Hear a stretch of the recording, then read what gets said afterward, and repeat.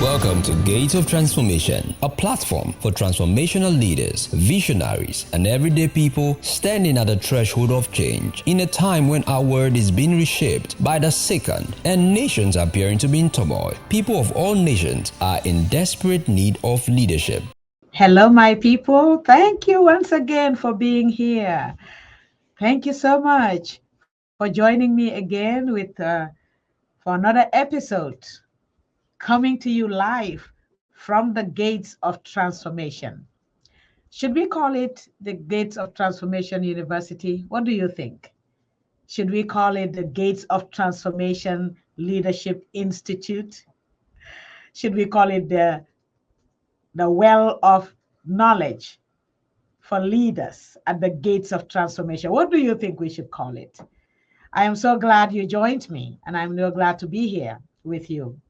I hope you had an opportunity to watch the previous broadcasts in this channel. But if you've missed any of them, I encourage you to take time to engage with the content because I want you to flow with me in understanding. And that cannot happen if you are just joining me for the first time and this is the first video that you're watching. You will be missing out on everything. You need to go back from the overview video of the channel to introduce the channel to the first video, which was titled Gates, Portals of Transformation in a Nation. So go ahead, engage with the content so you can flow in understanding. And as you watch now, I invite you to engage with me in the comment section. I want you to be connected. I want to interact with me as I go through this broadcast today. Today we are touching on a topic titled Transformational Leadership to Safeguard the Gates of Influence in a Nation. Some of you may not understand. You may be asking yourself, why is she always talking about gates? It's because you don't understand that the gates are everything. These are the channels of the transformation you're experiencing in your nation, whether good or bad. If the nations are able to manage the gates well, we will see the transformation that we are hungry for. So today, the title is Transformational Leadership to Safeguard the Gates of Influence in a Nation. And which gates am I talking about? It is the 7 gates that are in a nation. And these gates have baby gates. And today I'll be diving deep into giving you the big picture of these gates. The 7 gates in question are the gates of transformation, what I call the gates of influence in a nation. And these gates are family, religion, education, politics, which is the government gate, business, media, and the art and entertainment industry. Yes, some of you who thought that football is not important, or paintings and drawings are not important, or those people who sing are just idle, you are getting it all wrong, because the gate of art and entertainment is one of the most important gates in a nation that actually it is not the most important as in priority, but it is one of the gates where the influence is channeled through. There is not a single gate that is not important in a nation. All 7 are very important. And these 7 gates are the foundation upon which the solid pillars of transformation in any nation are erected. They are erected on these solid pillars. So now I want you to picture something, because I want us to start getting a real understanding of these gates. And we cannot get the understanding if we don't get a clear picture of what I'm talking about. I want you to flow with me, and I want you to really be attentive. If there are pillars, because I just stated that these gates are the foundation upon which the solid pillars of transformation are erected in a nation. So if there are pillars to lay the foundation, then gates can be erected. I want you to now think about a home. I know in most nations, there are no gates in front of the home. It's usually just a house facing the street, and then the gate is on the side. But I want you to picture, if you don't have one in your nation, I want you to pull up a picture of a property that has gates, that has a fence all around it. A property that has a fence on all four sides of the property and has a gate at the front. That's what I want you to picture that house right now, that building, that institution, that entity that has a fence. So if there are pillars, the post, the pillars to lay the foundation for the gate, then gates can be erected. Gates cannot be erected where there are no pillars to lay the foundation. So gates are erected where there are pillars to lay the foundation. And where there are gates existing, it means that there is a building inside the premises. There is something precious inside the premises. And inside every building, there are rooms. I want you to picture this with me. So you have the property that's fenced on all four sides with a gate in the front.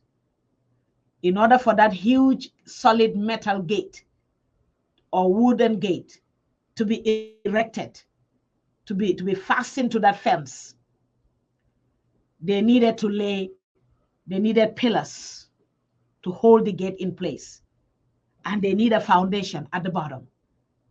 Then they erect the gate, and when you go through the gate, you face a huge building, whether it's a state house, a White House, a palace, whatever you call it, depending on where you live in the world and what kind of dynasty you have in your world. So you walk in and there is a big building, a house, where if there are gates, then there is a building. And inside that building, there are rooms. So let me explain what all this means. The gates in a nation are the 7 that I've just talked about. Those are the gates of influence in a nation. The building inside the gates is the government, which serves as the coordinating system of the governance of the people and the resources in the nation. The rooms that are inside the building begins with the master bedroom, which is where what we call the administration or the cabinet. They represent the administration of the government of the nation or the cabinet. And it flows to the other rooms inside the building, where we have the parliament, we have the ministries or the departments, we have the institutions, we have the corporations, the organizations, the industries, the enterprises that exist in the nation. So I just want you to view a nation as a mass orchestra with millions and billions and even trillions of people who play different instruments and sing different tunes or different parts. Like those of us who are familiar with singing, we know that in every choir, in every orchestra, there are 4 major parts that people sing or play the instruments in. That's the soprano, the alto, the tenor, and the bass. So we want to view a nation as a mass orchestra, a mass choir with millions, billions, and even trillions of people who play different instruments and sing different tunes. When they all gather in this nation, they need a director. They need a director. And this director becomes the coordinating body to bring order, bring alignment, and organization in that nation. I want you to be very attentive. This director or the coordinating body in a nation is the government occupying the political gate. I want you to listen very carefully. The government comprises of different people who are supposed to serve as watchmen at different gates of the nation. These watchmen are the custodians of the keys at the gates. and they are the ones who grant or deny access to the people and the resources in the nation. I want to enlighten you today if you don't already know this. That's why when ambassadors or international organization representatives or major investors or people seeking partnerships with institutions or entities in a particular nation, when they arrive in the nation or they arrive at the city, they pay a courtesy visit to the main government body, which is either the White House, the State House, or the mayor's office in that city. The government body representing the government in that city, in that nation, is where the ambassadors of the different nations, ambassadors that represent different nations of the world, or international organizations, their representatives, or major investors, or people who are seeking partnerships with the different institutions in the nation or the different entities, they have to pay a courtesy visit. When they land at the airport, one of their first missions, besides sleeping, spending the night in the nation, is to go and pay a courtesy visit.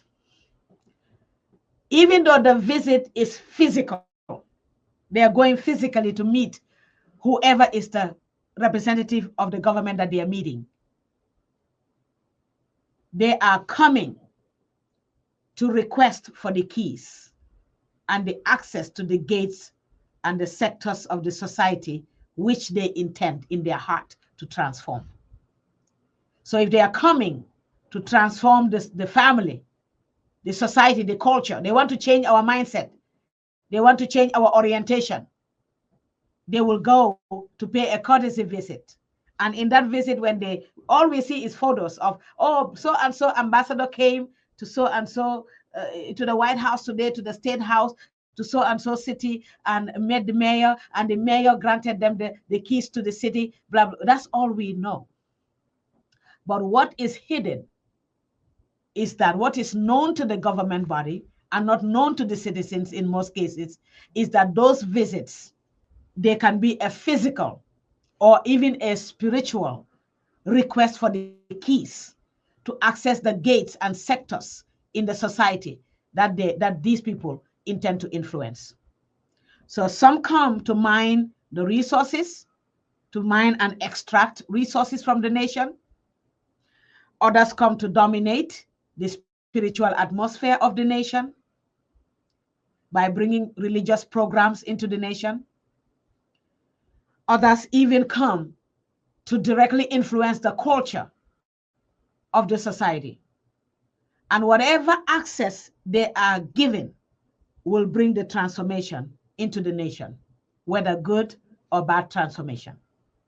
So I hope you are flowing with me, you are getting it. If so, I want you to send me a comment. Send a comment. Let me know you're flowing with me. Let me know I can hear you. Let me know I am here, I am following. Let me know that I get it, I understand. So if the government gate is secured by the right watchman, the foundation of the nation and the gates will also be secured.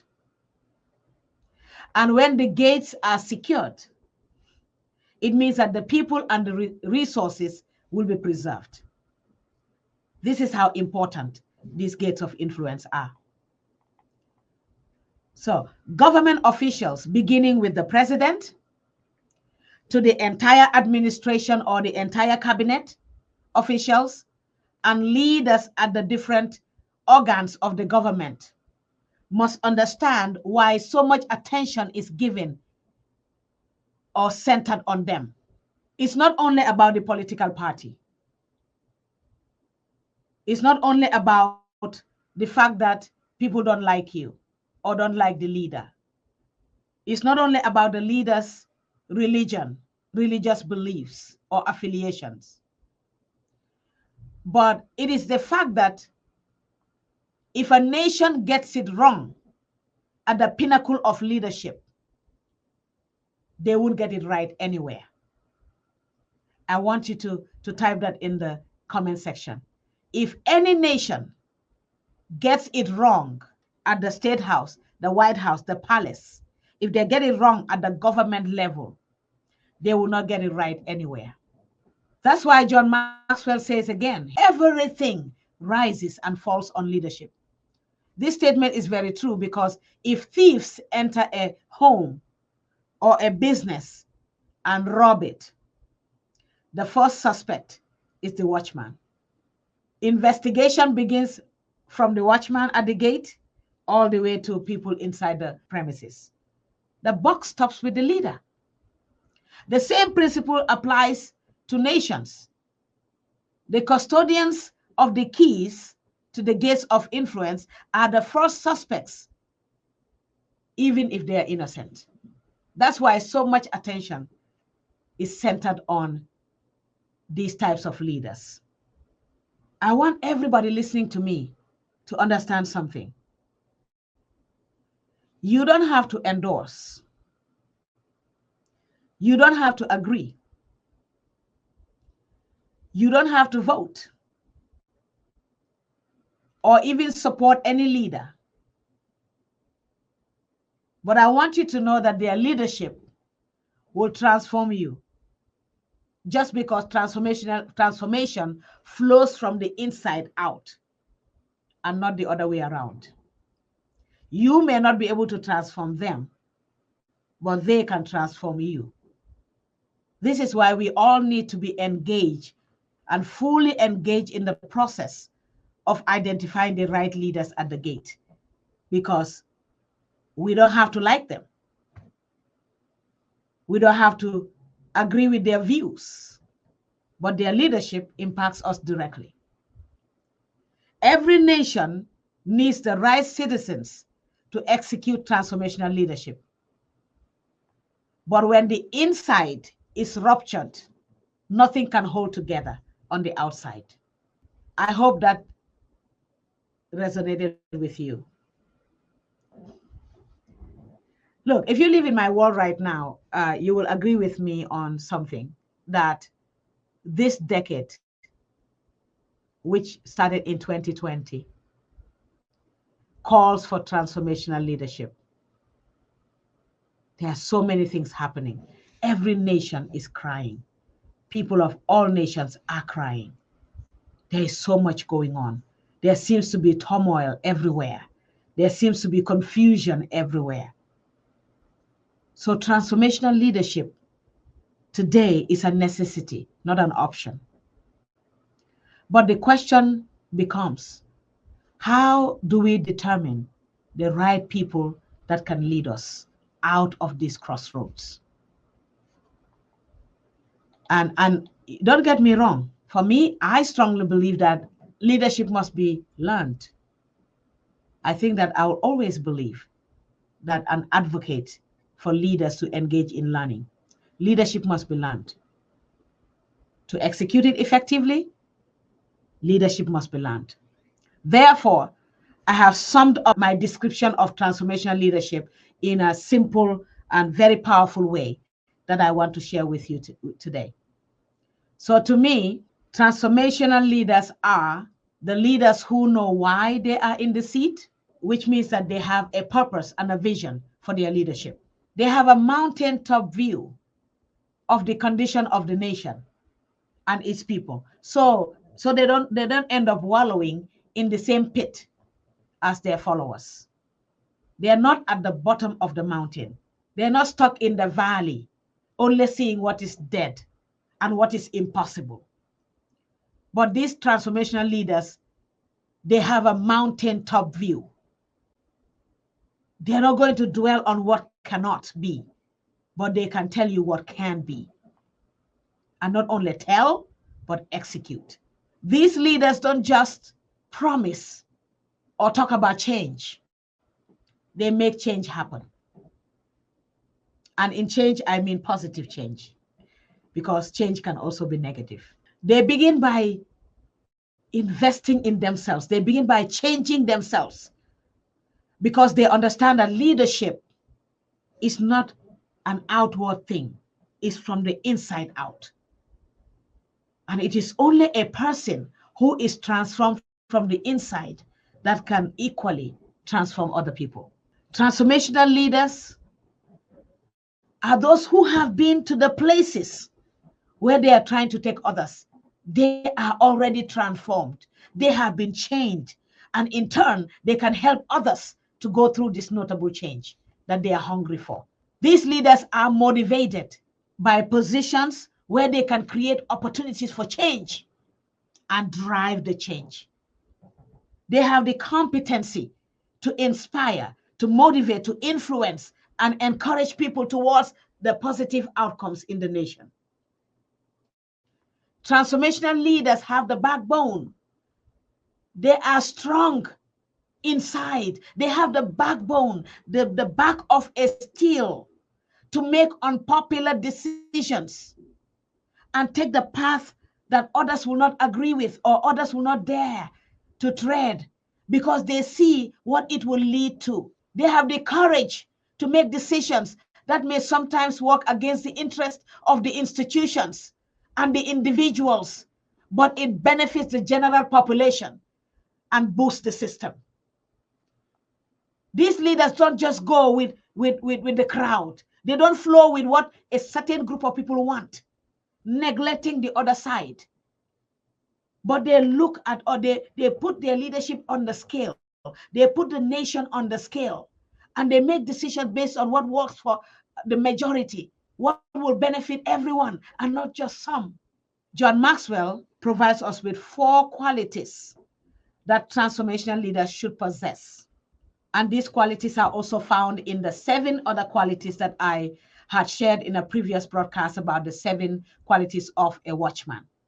John Maxwell provides 4 for transformational leaders. John Maxwell says that competence is number 1. They must have the ability to lead well. Courage is the second one. They must be able to move forward in the face of fear and adversity. They must be able to move forward. Consistency, doing well all the time, not just sometimes. Executing leadership all the time, not just sometimes. And the fourth one is character, being bigger on the inside than on the outside. Character then will produce the fruits of integrity and authenticity and humility and love. These leaders must care about people. They must love people genuinely. Even if people don't love them in return, they still love them anyway. I completely agree with Maxwell. And I believe that, transformational leaders do not just become who they are without a plan in place to lead the people through a desired change. These leaders conceive a vision. They see tomorrow through the lenses of today, and they are deeply committed to the cause. These transformational leaders, they are knowledgeable and they are full of wisdom, which now gives them the backbone to move forward in the direction of transforming everything that they touch. Transformational leadership is not a child's play. It is only possible for people who understand it, who accept it, and who are committed to it. It only happens to those people. This is the first part of this transformational leadership. I will come back your way and we will talk about still safeguarding the gates, but we'll be able to talk about why this transformational leadership matters. Until then, I just wanted to bring something your way that will provoke some action inside of you, that will provoke some thoughts And that will start moving you in the direction of even you starting to develop yourself to become that transformational leader that you expect other people to be. What you want people to be for you, you must also learn to be for someone else. I am on my journey. I am working, I am learning. As I speak with you right now, I am in mentorship, I am in coaching. I have a coach and I have a mentor. Yes, because I want to be better at what I do. I want to be a leader that leaves a positive legacy. You know, sometimes I believe we misconstrue legacy to mean that it is when someone dies or when they leave the seat that people talk about their legacy. No, legacy is every day. Whilst the leader is alive, whilst you are in the seat, or not yet even in the seat, you are grooming and working and developing your legacy. So even when you leave the seat, when you vacate the seat, your legacy will be left behind you.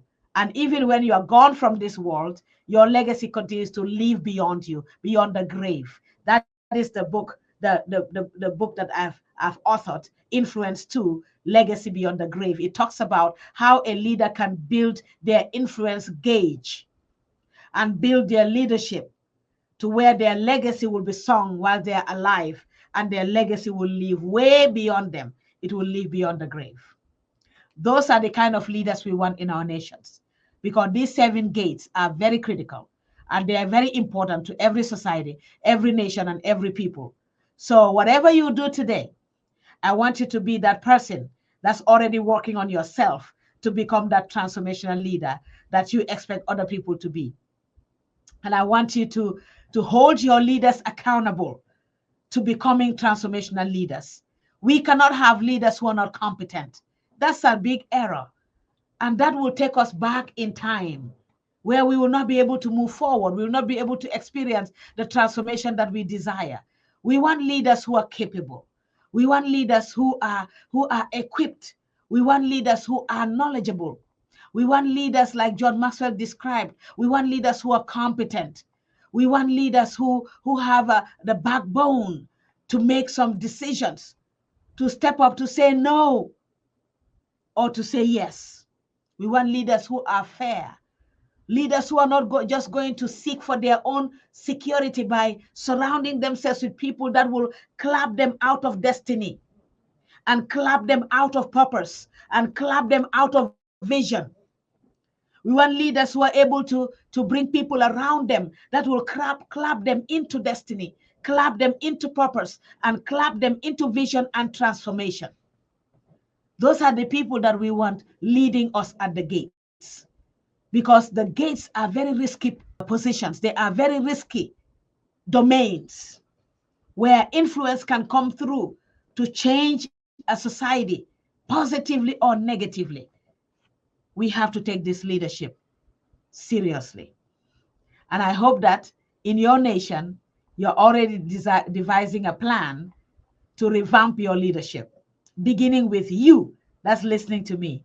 And then it goes through everybody around you, and then ultimately to the leaders at the pinnacle of leadership in the nation. I am glad that you're enjoying this session. But this wasn't meant to be a long session. It was meant to be just a quick something to come your way.